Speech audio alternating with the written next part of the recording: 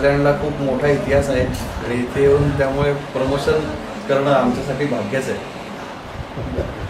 दर्शकांना हेच आवाहन आहे की हा छत्रपती शिवाजी महाराज जे संपूर्ण विश्वासी आहेत त्यांच्या चरित्राचा सोहळा महोत्सव आम्ही मांडतोय 8 चित्रपटांमधून. त्यातला हे 5वं चित्रपुष्प आहे.